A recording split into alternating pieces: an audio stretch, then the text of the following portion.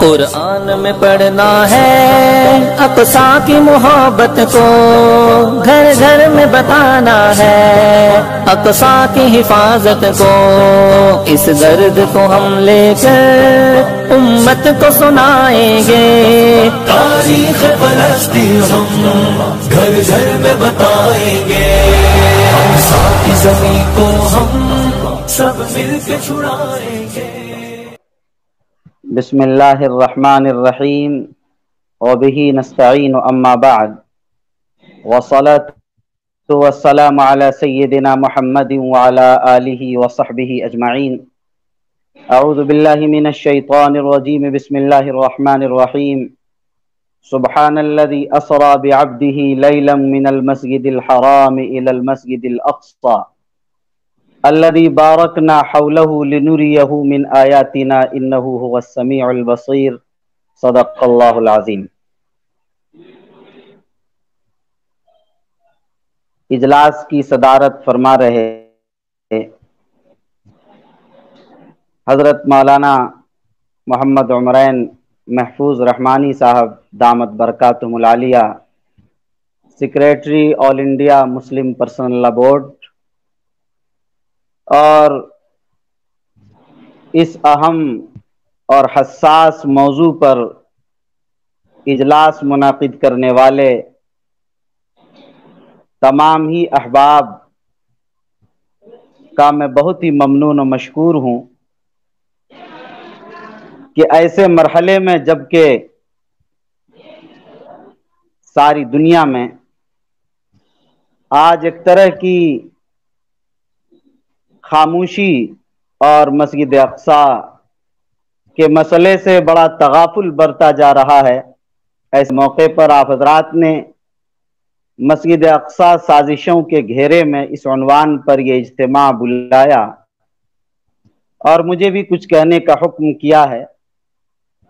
بہرحال میں سب سے پہلے آپ حضرات کو مبارکباد پیش کرتا ہوں اور بہت ہی مختصر چند منٹوں میں صرف اپنی بات رکھتا ہوں، وقت زیادہ ہو گیا ہے۔ سب سے پہلی بات مجھے یہ عرض کرنی ہے کہ مسجد اقصی کا یہ مسئلہ صرف یہ نہیں ہے کہ مسلمانوں کا مسئلہ ہے، ملت کا مسئلہ ہے، بلکہ جہاں یہ مسئلہ ایمانی ہے، اخلاقی ہے، شرعی ہے، وہیں یہ مسئلہ انسانی مسئلہ ہے، اور یہ مسئلہ صرف مسلمانوں کا نہیں اور ملت اسلامیہ کا نہیں بلکہ سارے انسانوں کا مسئلہ ہے۔ اور اس مسئلے کی حساسیت کا اندازہ اس سے بھی ہو سکتا ہے کہ یہ مسئلہ اگر مسلمانوں میں دیکھیں تو ان کے لیے ایک تھرمامیٹر کا مسئلہ ہے، مسئلہ فلسطین۔ یہ ایک عالمی مسئلہ ہے، بین الاقوامی اور انٹرنیشنل مسئلہ ہے۔ یہ مسئلہ در حقیقت ایک تھرمامیٹر کی طرح یہ جانچنے کا کام کرتا ہے، یہ مسئلہ کہ مسلمانوں کی طاقت اور قوت اور مسلمانوں کے اندر وہ کیسی اسپرٹ ہے، اس کا اندازہ ہوگا۔ میں اس بنیاد پر کہہ رہا ہوں کہ اگر آپ تاریخ کا جائزہ لیں گے تو ہر دور میں آپ کو اس کا اندازہ ہوگا کہ جب بھی امت مسلمہ طاقت اور قوت میں آئی ہے تو مسجد اقصی ہمارے پاس رہا ہے، اور جب طاقت و قوت زوال کی طرف منتقل ہوئی ہے تو پھر مسجد اقصی بھی ہمارے ہاتھوں سے چلا گیا ہے۔ ہر دور میں اس کا آپ جائزہ لے سکتے ہیں۔ اس بنیاد پر میں یہ عرض کر رہا ہوں کہ دینی اور دنیاوی حالت کے جانچنے کا ایک معیار ہے۔ در حقیقت مسلمانوں کے عروج و زوال کی جو داستان ہے، مسلمانوں کے عروج و زوال کی داستان کا اسے عنوان آپ کہہ سکتے ہیں، اسی سے پتہ چل جاتا ہے۔ بہرحال بیت المقدس کے تعلق سے باتیں بہت ہو گئی اور مسجد اقصی پر ہر پہلو سے الحمدللہ باتیں ہو گئی ہیں، اور پھر ابھی بہت ہی پرمغز اور جامع صدارتی خطاب آپ حضرات کو سننا ہے۔ میں بہت زیادہ مخل نہیں ہونا چاہتا ہوں حضرت والا کے بیان سے پہلے، صرف مجھے دو باتیں عرض کرنی ہیں۔ ایک تو یہ کہ اس وقت کی صورتحال کیا ہے اور ایسی صورتحال میں ہمیں کیا کرنا چاہیے۔ पहली बात अब ये देखिए कि मस्जिद अक्सा का जो मामला है, ये सिर्फ ये नहीं कि ये हमारा क़िबला अव्वल है, हम इसकी तरफ 16 और 17 महीने तक नमाज पढ़ते रहे इसकी तरफ रुख करके, ये अंबिया का के जमा होने का मरकज है, अंबिया की इमामत की सरजमीन है, सरकार दो आलम सल्लल्लाहु अलैहि वसल्लम को यहाँ लाया गया और आपने इमामत फरमाई है, आप इमामुल अंबिया कहलाए हैं। और ये नहीं कि सिर्फ इसी मकाम से आपको मस्जिद अक्सा से मेराज का सफर आपका शुरू कराया गया और फिर यहीं पर लाया गया। ये मसला जो आप बताते हैं ये सब चीजें सही, लेकिन दर हकीकत ये मकाम महशर भी है, और यही वह मकाम है कि जहां सबसे ज्यादा मदीने के बाद हजरत अंबिया किराम, हजरत सहाबा किराम यहाँ मदफून हैं।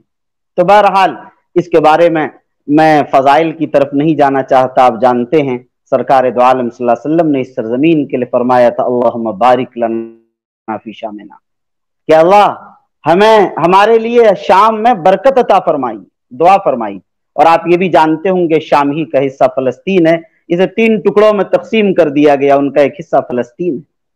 अल्लाह के रसूल सल्लल्लाहु अलैहि वसल्लम ने दुआ फरमाई। मुझे वो हदीस बार बार याद आती है और इस मौके पर बार बार मुझे रुलाती है, जिसमें सरकार दो आलम सल्लल्लाहु अलैहि वसल्लम ने इरशाद फरमाया था, ला यज़ालु अहलुल गरब ज़ाहिरीन अलल हक़ हत्ता तक़ूम अस्साअ, के हमेशा अहले हक पर कायम रहेंगे जब तक कयामत न कायम हो जाए। और दूसरी हदीस मजीद वजाहत कर दी गई कि इदा फसद अहलुश्शाम फला खैर फीकुम ला तज़ालु ताइफतुम मिन उम्मती मंसूरीन ला यज़ुर्रुहुम मन ख़ज़लहुम हत्ता तक़ूम अस्साअ। इसमें बिल्कुल वाज़ेह, अगर आप देखें इनके जुमलों को तो कितनी वाज़ेह बात इसमें अल्लाह के रसूल सल्लल्लाहु अलैहि वसल्लम ने इरशाद फरमा दी कि लोगों, जब अहले शाम पर फसाद आ जाए तो याद रखो, फला खैर फीकुम, तुम्हारे लिए कोई खैर नहीं है, तुम्हारे लिए कोई भलाई नहीं है, अच्छाई नहीं है। और ये भी फरमाया, ला तज़ालु ताइफा मिन उम्मती, कि मेरी उम्मत की एक जमात हमेशा उस पर कायम रहेगी, मंसूरीन, कामयाब रहेगी, और दुनिया की कोई ताकत उनको नुकसान नहीं पहुंचा सकेगी क़यामत के कायम होने तक। जो लोग उनके साथ खड़े होंगे, जो लोग उनकी आवाजों में आवाज मिलाएंगे, जो लोग उनके लिए हमदर्दी का पहलू रखेंगे, उनके इमदाद ताउन के लिए सोचेंगे, खड़े होंगे और उसके लिए अमली इक़दामात करेंगे, उनका कोई नुकसान दुनिया की कोई ताकत नहीं पहुंचा सकती है। इस हदीस में इसकी पूरी सराहत मौजूद, आप जरा देखें।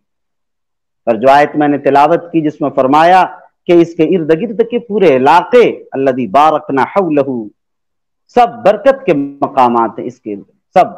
तो जाहिर है कि यहाँ ऐसे मकामात पर ऐसा जुल्म का नंगा नाच और जुल्म बर्बरियत की ऐसी दास्तान, और जाहिर ये कोई नई चीज भी नहीं कि कोई आज ही हो रहा हो, और ये कोई पहला वाकया पेश आया अभी मई के महीने में, बल्कि हमेशा आप जानते हैं एक सिलसिला जारी है, और हर मौके पर इस अंदाज की चीजें, और फलस्तीन के और वहां के सड़कों और रोडों को खून से रंगीन किया जा रहा है। ये सारी सूरत हाल आपके सामने, लेकिन होता यह है कि कुछ लोग आंसू बहा लेते हैं मगरमच्छ, कुछ बयानात दे देते हैं और कुछ हमदर्दी का इजहार कर देते हैं, लेकिन जाहिर है कि मसले का पुरअमन हल ये नहीं है। हमें इस वक्त देखना है कि जो अरब ममालिक की खामोशी है और उनकी बेहिसी है वो आपके सामने है। जाहिर है कि वो अपने अपने मफादात के तहफ़्फ़ुज़ में, अपनी हुकूमत के, अपनी औलाद के, अपने मसाइल में इसी में उलझे हुए। उनके अंदर वो जुरअत, वो बेबाकी, वो कुव्वत और वो ईमानी गैरत और इस्लामी हमीयत नहीं है कि जिसको वो ललकार सकें और जिसके लिए वो अमली इक़दाम के साथ मैदान में आ सकें और काम कर सकें। ये उनके पास नहीं है चीजें, आप जान रहे। वो अक़वाम मुत्तहिदा जो सिर्फ इसी के लिए वजूद में ही लाया गया कि दुनिया में अमन कायम हो, आज जाहिर है कि अमन का माना ही बदल दिया गया। अमन का माना ही आप जान रहे हैं, ये भी नहीं हो सका कि एक बज़म्मती करारदाद ही मंजूर कर लें, ये भी नहीं हो सका। बहरहाल ये खुशाइन 2 चीजें आई हैं इस वक्त, जो खास तौर पर पहली बार ये मसला इस मौके पर हुआ है। पहली बात तो ये कि अक़वाम मुत्तहिदा की हुकूक इंसानी कौंसिल ने इस बार पहली मर्तबा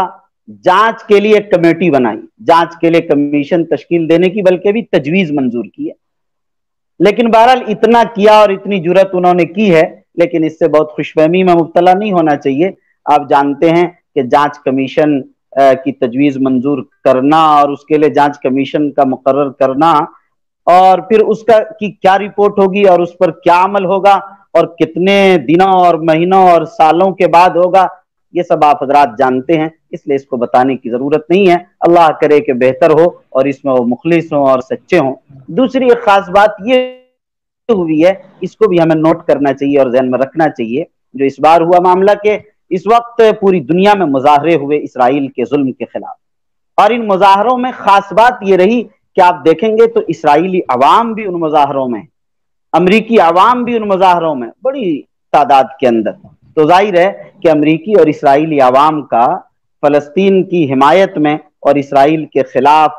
مظاہرے میں یہ سب لوگ شامل ہیں، یہ خوش آئند پہلو ہے۔ مگر بہرحال میں نے یہی کہا کہ ظاہر ہے اس طرح کے قراردادوں سے اور اس طرح کے بیانات یہ کافی نہیں ہے، چاہے وہ عرب ممالک کی طرف سے ہوں یا اقوام متحدہ کی طرف سے ہوں یا کسی بھی کونسل کی طرف سے ہوں۔ مسئلے کا حل جو میں سمجھتا ہوں، چند چیزیں ذہن میں جو میرے ہیں میں آپ کے سامنے چاہتا ہوں کہ آ جائے مختصراً۔ ایک بات تو یہ ہے کہ سب سے پہلے میں پھر دوبارہ مرکز تحفظ اسلام کو اسی بات پر مبارکباد دینا چاہتا ہوں کہ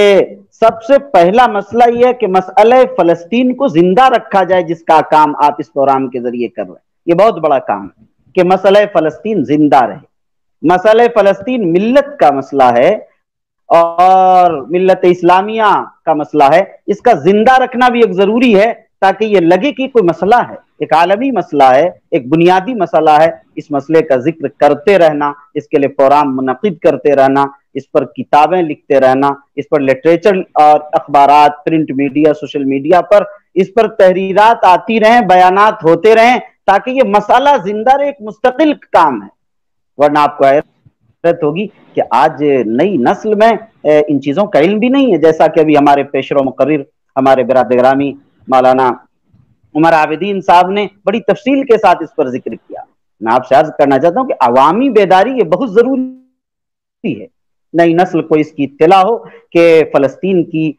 تاریخی حیثیت کیا ہے اور یہاں پر کیا ہوا، کس طرح تقسیم کیا گیا اور پھر اس تقسیم پر بھی کس طرح ہڑپ کرنے کی ساری کوششیں جاری ہیں۔ یہ تاریخ کے تمام ادوار میں کب کیا حالات آئے ان کے سامنے یہ پس منظر رہنا چاہیے، یہ بہت ضروری اور بنیادی بات ہے۔ اسی طرح اپنے ملکی حالات کے پس منظر میں یہ بھی میرے ذہن میں آتی ہے بات کہ خاص طور پر ابھی آپ نے دیکھا ہوگا کہ خود ہندوستان نے فلسطین کا جو اپنا پرانا موقف ہے ہندوستان کا، اس کا ساتھ دیا، بہت خوش آئند پہلو ہے، اور ادھر لوگوں نے بھی اس کی حمایت میں، تائید میں بہت سے ٹویٹ کیے ہمارے برادران وطن نے۔ مگر بعض نوجوانوں نے ہمارے برادران وطن میں سے آپ نے دیکھا کہ اس کے اندر کچھ اس طرح کے حکومت کے خلاف چیزیں آئیں اور انہوں نے مظلوم فلسطینیوں کے خلاف ٹویٹ کیے اور اسرائیلیوں کی حمایت کا اعلان کیا وغیرہ۔ یہ ساری چیزیں اس لیے ہیں میں سمجھتا ہوں کہ صحیح مسئلہ ان کو نہیں پہنچایا گیا اور صحیح مسئلے کی تفہیم نہیں کی گئی اور صحیح صورتحال سے ان کو واقف نہیں کرایا گیا۔ تو ظاہر ہے کہ صحیح صورتحال سے واقفیت اپنوں کو، غیروں کو، تمام لوگوں کو کرایا جانا چاہیے اور اس کی صحیح صورتحال آنی چاہیے، اس کے لیے ہر محاذ کو اور ہر میدان کو استعمال کیا جانا چاہیے۔ تیسری بات جو میرے ذہن میں وہ یہ بھی ہے کہ ایسے وقت میں ہمیں ظاہر ہے تمام تنظیموں کو، ہندوستان میں بھی اور ہر جگہ تمام ملی تنظیموں کی ذمہ داری ہے کہ وہ اقوام متحدہ کو اور اس طرح کی جتنی تنظیمیں ہیں، اسی طرح عرب ممالک کو ہر ایک پر دباؤ بنایا جائے اور خطوط کے ذریعے سے، پیغامات و بیانات کے ذریعے سے، تاکہ ان کو لگے کہ ساری دنیا اس کی مذمت کر رہی ہے، اس لیے ہمیں کھڑا ہونا چاہیے۔ اگر کچھ نہ ہو تو ظاہر ہم جو کر سکتے ہیں ہمارے حصے کا کام یہ ہے، کم از کم یہ کریں۔ میں اس لیے کہہ رہا ہوں کہ کچھ نہیں کر سکتے، ظاہر ہے کہ آپ کے ذہن میں یہ رہنا چاہیے کہ ہم مالی تعاون ان کے کرنے کی پوزیشن میں نہیں ہیں، ہم عسکری تعاون کرنے کی پوزیشن میں نہیں ہیں، ہم تو ان کے لیے دوا اور علاج کا انتظام بھی نہیں کر سکتے۔ اگر ہم اور آپ چاہیں کہ آپ تعاون کریں، امداد کریں، تو ظاہر ہے کہ ہم اپنی مرضی سے نہیں کر سکتے ہیں، اور جب تک اس میں وہ شامل نہ ہو، اس لیے کہ غزہ کو اس کی بھی اجازت نہیں، اسرائیل کے واسطے سے ساری چیزیں ملتی ہیں۔ یہ ایک تفصیلی مسئلہ ہے، بہرحال میں عرض یہ کرنا چاہ رہا تھا کہ اس موقع پر ہم ان چیزوں کو بھی نہیں کر سکتے۔ ایسے موقع پر ہمیں یہ بنیادی چند باتیں کہ عوامی بیداری کا معاملہ رہے، برادران وطن کو بھی صحیح طریقے پر ہم تفہیم کر سکیں، اقوام متحدہ اور عرب ممالک کو بھی ظاہر ہماری طرف سے مذمتی چیزیں یہ جانی چاہیے اور اس پر دباؤ بنایا جانا چاہیے، اور اس مسئلے کو ہمیشہ زندہ رکھا جائے، ایک بنیادی مسئلہ ہے اور بڑا اہم مسئلہ ہے۔ اور رہی بات بائیکاٹ کے تعلق سے، یہ باتیں بھی چیزیں آئی ہیں، اس کی فہرست سازی ہو اور مضبوط انداز میں کیا جائے، اور اس کے ساتھ ساتھ اس کا بدل بھی ہمارے سامنے پیش کیا جائے۔ یہ بھی مسئلے سابق میں بارہا ہوتے رہیں، لیکن پھر اس کا متبادل نہ ہونے کی وجہ سے ظاہر ہے کہ یہ چیزیں قابل عمل بھی نہیں ہو پاتی ہیں۔ مگر یہ ظاہر ہے ایسی صورتحال میں ہماری ذمہ داری بنتی ہے، اور خاص طور پر ہماری تمام تنظیموں کی ذمہ داری بنتی ہے کہ اس پر کام کریں۔ صحیح یہ شعر مجھے یاد آ رہا ہے کہ وائے ناکامی متاع کارواں جاتا رہا، کارواں کے دل سے احساس زیاں جاتا رہا والی صورتحال ہے۔ یہاں پر ایک مسئلہ یہ بھی کیا گیا کہ اس مسئلے کو اس انداز سے جوڑ دیا گیا، مسئلہ فلسطین کو ہمیشہ ایک سازش کے تحت اخوان المسلمین کے ساتھ، کہ جو بھی اس کا ساتھ دیا گویا اس کا ساتھ دیا، اور اس انداز پر پوری تاریخ کو بدل دیا گیا۔ اس لیے اس بار آپ نے دیکھا ایک نئی صورتحال یہ آئی کہ خود مظلوم فلسطینیوں کے خلاف ہمارے بہت سارے لکھنے والے، بہت سارے بولنے والے ہمارے اپنے ہی اس میں بہ گئے، انہیں اندازہ نہیں ہوا کہ ہم سے کیا کرایا جا رہا ہے۔ تو ظاہر ہے ایسے وقت میں ہمیں سمجھنا چاہیے کہ مسئلہ بہت ہی حساس مسئلہ ہے، اس پر سوچ سمجھ کر ہمیں کام کرنا ہے، اور کس انداز سے ہمیں کیا گیا ہے میں نے احادیث کے ذریعے بتایا کہ یہ ایمانی مسئلہ ہے، اور اس کے لیے سرکار دو عالم صلی اللہ علیہ وسلم نے اسے اہل حق کہا ہے اور اسے غالب کہا ہے اور اس کے تعاون کی طرف متوجہ کیا ہے۔ اس بنیاد پر ہمیں ان تمام چیزوں کو ذہن میں رکھنا چاہیے۔ دعا فرمائیں کہ حق تعالی شانہ اس اجتماع کو کامیاب فرمائے، اور حق تعالی شانہ آپ تمام حضرات کو ہر طرح سے کامیاب کرے، اور اس طرح کے اجلاس منعقد کرنے کی بار بار توفیق نصیب فرمائے۔ آمین وآخر دعوانا ان الحمدللہ رب العالمین۔ قرآن میں پڑھنا ہے اقصا کی محبت کو، گھر گھر میں بتانا ہے اقصا کی حفاظت کو، اس درد کو ہم لے کر امت کو سنائیں گے۔ تاریخ فلسطین ہم گھر گھر میں بتائیں گے، اقصا کی زمین کو ہم سب مل کے چھڑائیں گے۔